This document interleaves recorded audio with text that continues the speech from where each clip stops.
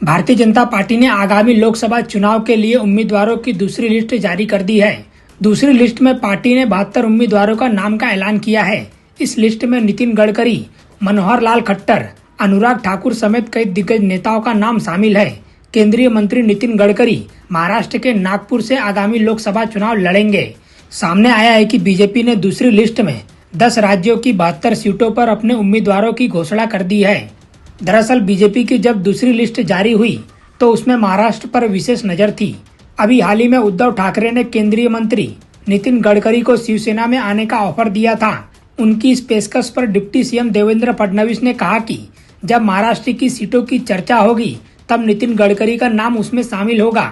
दरअसल पहली लिस्ट में नितिन गडकरी का नाम नहीं था। अब नितिन गडकरी को नागपुर सीट से टिकट दिया गया है। लोकसभा चुनाव 2024 के करीब आते ही नेताओं के बीच नोकझोंक तेज हो गई है। महाराष्ट्र में ऐसा ही देखने को मिला।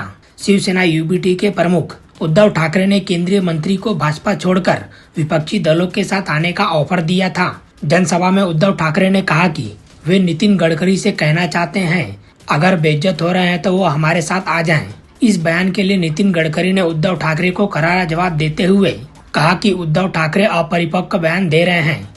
उनके ऑफर को लात मारते हुए उनकी बातों पर सिर्फ फंसा जा सकता है।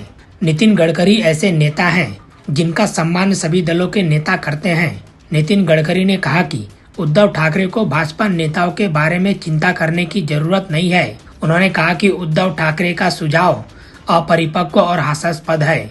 बीजेपी में उम्मीदवारों को टिकट देने का एक सिस्टम है। लोकसभा चुनाव के लिए महाराष्ट्र में टिकट वितरण पर चर्चा अभी जारी है। बता दें कि उद्धव ठाकरे ने मंगलवार को महाराष्ट्र में एक रैली को संबोधित किया था। इस रैली में उन्होंने कहा था कि नितिन गडकरी का नाम बीजेपी के उम्मीदवारों की पहली सूची से गायब है। भाजपा की लिस्ट में कांग्रेस से आए कृपा शंकर सिंह का नाम है। वे कभी भ्रष्टाचार को लेकर भगवा पार्टी के निशाने पर थे। उद्धव ठाकरे ने कहा, मैंने 2 दिन पहले गडकरी से कहा था, मैं एक बार फिर दोहरा रहा हूँ, अगर आप अपमानित हो रहे हैं तो भाजपा छोड़ दीजिए और महाविकास आघाड़ी ज्वाइन कर लीजिए। हम आपकी जीत सुनिश्चित करेंगे। जब हमारी सरकार बनेगी तो हम आपको मंत्री बनाएंगे, आपको ताकत वाला पद देंगे। 18 मार्च को उद्धव ठाकरे ने कहा कि नितिन गडकरी को महाराष्ट्र की ताकत दिखानी चाहिए। उन्हें दिल्ली के सामने झुकने की बजाय इस्तीफा दे देना चाहिए।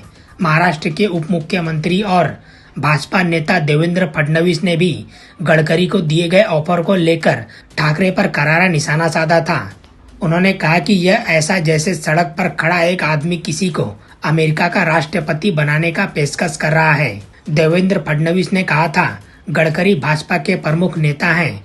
भाजपा और सहयोगी दलों के बीच सीट शेयरिंग को लेकर हो रही बातचीत के पूरा नहीं होने के चलते पहली लिस्ट में महाराष्ट्र के उम्मीदवारों का नाम नहीं था। बता दें कि इसी महीने की शुरुआत में भाजपा ने लोकसभा चुनाव के लिए 195 उम्मीदवारों की पहली सूची जारी की थी।